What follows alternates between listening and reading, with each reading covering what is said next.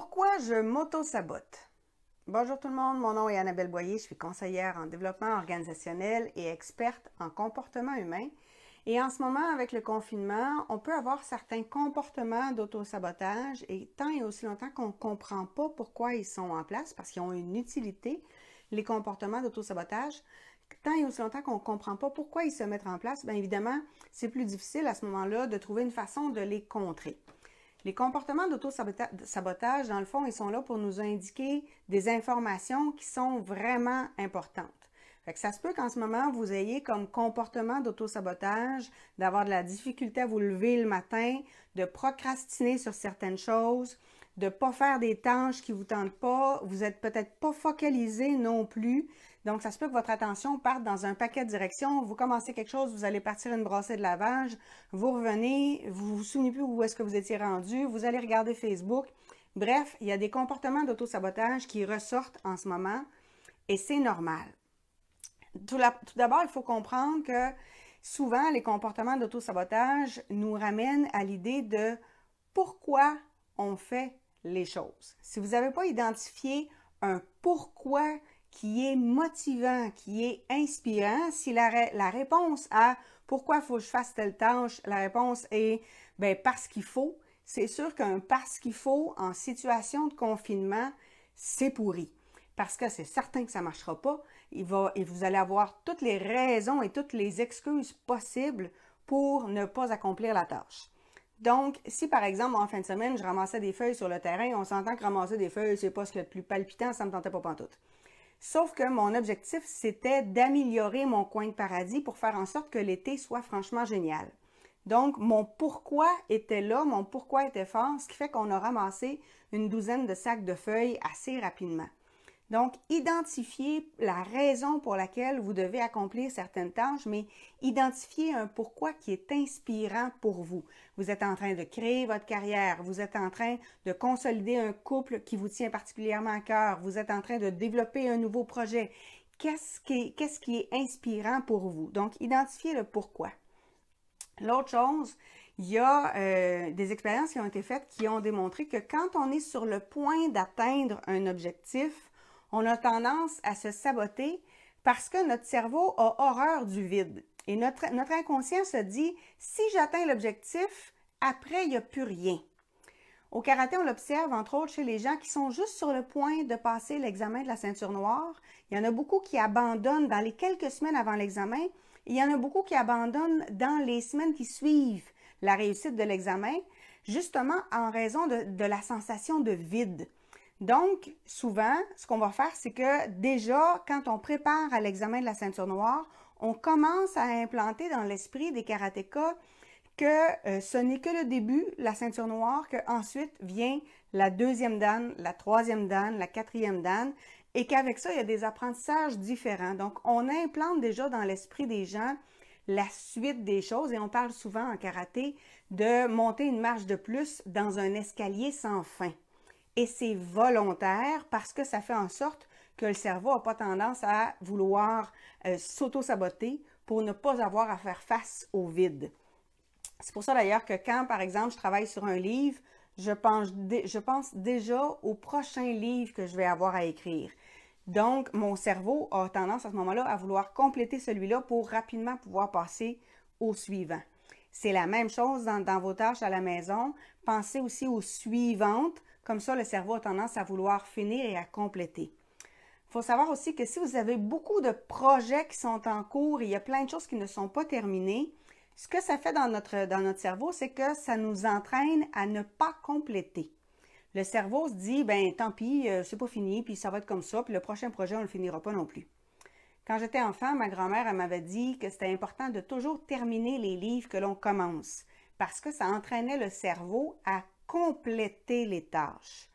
Donc, si vous avez plein de petits chantiers dans la maison, plein de petites choses qui sont commencées, ça se peut que votre cerveau se soit mis en mode « j'y arriverai jamais, je finis jamais les choses, je suis quelqu'un de pas fiable ». Donc, prenez le temps de compléter et de vous entraîner donc à compléter certains dossiers pour prouver à votre cerveau, dans le fond, que vous êtes capable de terminer, de finir les choses. Et ensuite, bien, il faut revoir aussi probablement votre rapport à la réussite, votre rapport au succès et votre rapport à l'abondance et à une vie pleine et entière. Parce que des fois, on a un mauvais rapport en lien avec ça et c'est à notre insu, c'est-à-dire qu'on ne le sait pas, c'est dans notre inconscient. Regardez comment vos parents étaient.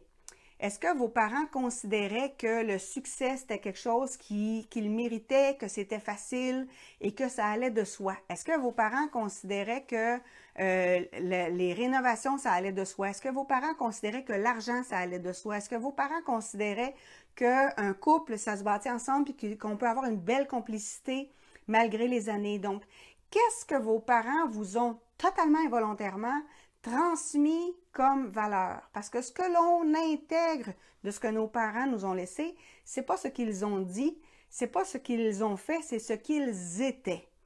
Donc, on a enregistré dans notre cerveau ce que nos parents étaient ou ce que les figures d'autorité marquantes étaient.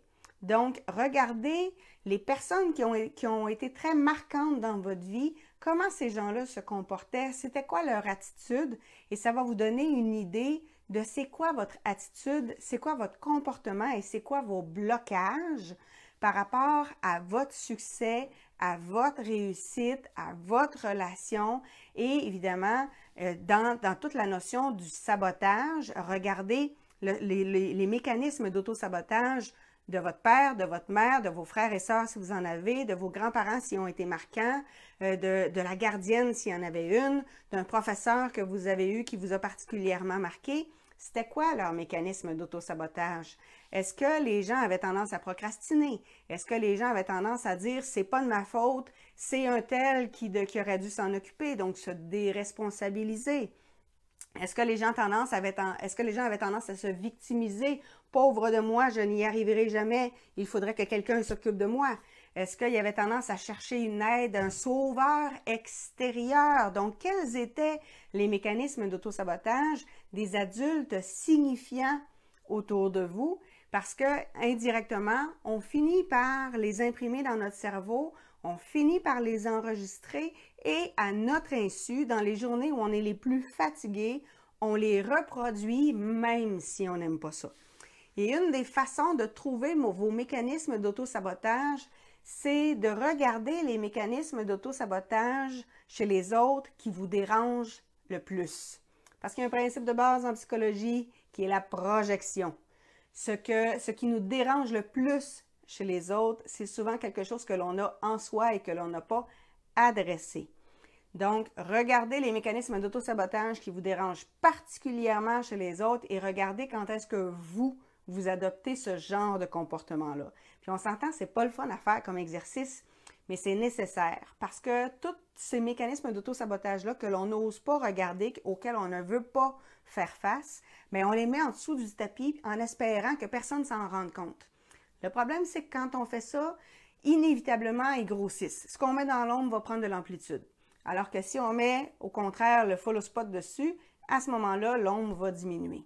Donc, plus on apprend à accepter, à accueillir ces zones d'ombre-là chez nous, plus on a des chances à ce moment-là qu'ils perdent de l'ampleur. Donc, ça ne donne rien de se mettre la tête dans le sable, de faire l'autruche. Au contraire, il faut prendre le temps de le regarder, mais pas de se taper sur la tête. Ça ne donnera rien. De vous dire « Ah, c'est épouvantable, j'ai ce comportement-là », tout ce que ça fait, c'est l'amplifier.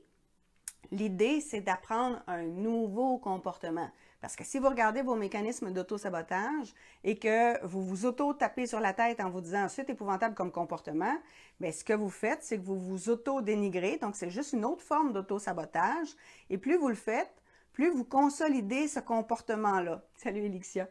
Donc, l'idée, évidemment, c'est au contraire d'être bienveillant envers vous-même et de vous accueillir avec le plus de compassion possible. Vous avez une tendance à la procrastination? OK. Bon, bien, en partant, le premier exercice à faire, c'est d'identifier un pourquoi fort, une raison d'agir forte. Et ce que vous avez à faire, c'est peut-être de revoir quelle est votre mission de vie, de revoir votre X. Peut-être que vous n'êtes pas sur la bonne chaise, peut-être que vous n'êtes pas dans le rôle que vous aimeriez jouer. En période de confinement, l'avantage qu'on a, c'est qu'on a le temps de se poser des bonnes questions et de prendre le temps de faire des exercices pour répondre à ces questions-là. Si vous n'êtes pas à la bonne place, ben c'est peut-être temps de regarder pour avoir une autre place. Mais il faut prendre le temps de mettre des choses en action. Salut Marie-Pierre.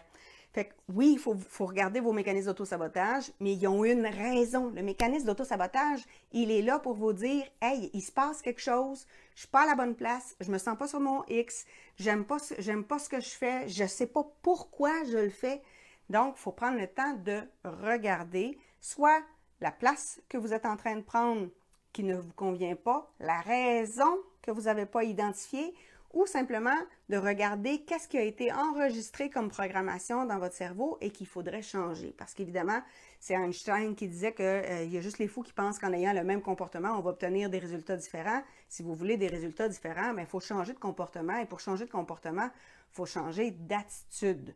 Donc, si ce que vous avez de programmé dans votre cerveau, c'est que les gens qui font de l'argent, c'est tous des gens qui sont malhonnêtes et qui sont pingres, bien, inévitablement, vous ne pourrez pas faire de l'argent. Si pour vous, la valeur de générosité est importante, vous ne pourrez pas faire de l'argent parce que c'est la programmation que vous avez dans votre tête. Bonjour, Zania.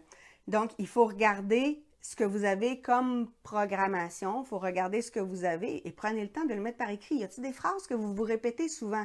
Y a-t-il dans votre discours intérieur des choses qui reviennent souvent? Moi, je me souviens que quand j'étais adolescente, j'arrêtais pas de me dire « Ouais, donc ben niaiseuse. Voyons, comment ça se fait que tu as fait ça? Donc ben niaiseuse. » Et l'expression, le qualificatif « niaiseuse », il revenait souvent. Sauf qu'à un moment donné, c'est de l'autodénigrement. Et quand j'arrivais devant certains défis où je devais prendre certains risques, bien, inévitablement, je me mettais à douter de moi parce que j'avais des milliers de fois où je m'étais traitée de niaiseuse. Donc, il fallait que je revoie ma façon de m'adresser à moi-même. Il y a plusieurs années, je disais souvent à mon conjoint que moi, je n'étais pas bonne en combat. Et c'est une phrase qui revenait souvent. Et pourtant, même si j'avais eu des années d'entraînement avec des instructeurs spécialisés en combat, c'est une phrase qui restait tout le temps. Et c'est mon conjoint qui m'avait dit « Annabelle, il faut t'arrêter de dire ça, c'est pas vrai. » Puis quand j'ai arrêté de le dire, mon corps a arrêté de stresser aussi quand j'arrivais en combat. Et quand on est plus détendu en combat, inévitablement, on fait des meilleurs combats. Et là, c'était drôle parce que tout d'un coup, il y a plein de gens qui se mettaient à me dire « Ah, Annabelle, t'es bonne en combat. » Mon Dieu, je me disais « Mais où c'est qu'ils ont pris ça? Ça n'a pas de bon sens. » Mais il a fallu que je le travaille sur moi, sur mon discours intérieur. Donc, le comportement d'auto-sabotage, il était pour moi dans une forme de discours intérieur qui revenait continuellement. Et inévitablement, si on a toujours le même discours intérieur, bien, ce que ça fait, c'est que dans notre cerveau, ça vient renforcer les connexions neuronales. Au lieu d'être une petite connexion neuronale fine, bien, elle devient de plus en plus épaisse, puis il y a de plus en plus d'informations qui transigent par là. Donc, plus je répète le même discours, plus mes connexions neuronales négatives, de discours négatifs, sont fortes. Donc, si je veux changer de discours, bien évidemment, les premières fois que je me suis dit « je suis bonne en combat », on s'entend-tu que mon cerveau ne le croyait pas pantoute? Sauf que je le répétais, je le répétais, je le répétais, je le répétais. Et quand le saboteur dans ma tête disait « Hey, c'est même pas vrai que tu es bonne en combat », j'y disais de se taire, puis je me répétais « Je suis bonne en combat et je le deviens encore plus et je vais l'être encore plus demain, puis je vais l'être encore plus la semaine prochaine, puis dans un an, ça va être extraordinaire. » Et je me forçais à avoir un discours plus constructif. Et c'est ce qui a amené en 2018 le passage de l'examen pour la 4e dan, où inévitablement, il fallait que je fasse du combat. Je devais prouver ma valeur. Mais je peux vous dire que le gars avec qui je me suis retrouvée en combat, il s'est rendu compte que se battre avec une fille, ça pouvait être franchement difficile. Les 15 premières secondes, il reculait. Le Japonais, l'invité qui était là, lui, il a trouvé ça bien drôle parce que pour une fois, il y avait une fille qui savait se défendre. Donc, mais il a fallu travailler, évidemment, le discours intérieur. Et dans l'auto-sabotage, souvent, l'erreur qu'on fait, c'est de dire, ben, je vais faire un exercice, là, puis ben, ça donne pas les résultats, c'est parce que ça marche pas. Non, mais là, on s'entend-tu que si vous allez faire un cours d'espagnol, allez-vous être bilingue après ça? Ben non. Et ça prend de l'entraînement. Il faut le faire plusieurs fois. C'est la même chose avec l'auto-sabotage. Vous avez des années et des années et des années d'entraînement en auto-sabotage. C'est sûr que ça va demander des efforts pour réussir à avoir un discours intérieur qui est beaucoup plus sain. Salut Marie-Josée. Donc, l'idée, c'est de s'entraîner, de s'entraîner, de s'entraîner, de s'entraîner pour justement devenir une meilleure version de soi, comme dirait François Lemay, et réussir à avoir un comportement qui va être aidant, qui va être facilitant et qui va vous permettre d'atteindre vos objectifs. Mais commencez par identifier pourquoi vous faites les choses, identifiez votre objectif, puis pensez tout de suite à l'objectif suivant, parce que sinon, quand vous allez vous rapprocher de cet objectif-là, vous allez vous retrouver avec le syndrome de la limite supérieure, vous allez abandonner un peu avant ou tout de suite après, ou vous allez vous auto-saboter un peu avant ou tout de suite après. Donc, pensez déjà à l'étape suivante. Et évidemment, bien, regardez les mécanismes d'auto-sabotage que vous avez, ceux qui se sont imprimés, ceux que les personnes, les adultes signifiants dans votre enfance vous ont transmis pour être en mesure de changer votre rapport à la réussite. Sur ce, bien évidemment, si vous pensez que cette capsule-là peut être utile à quelqu'un, partagez-la et on se retrouve bientôt pour une prochaine capsule. Au revoir.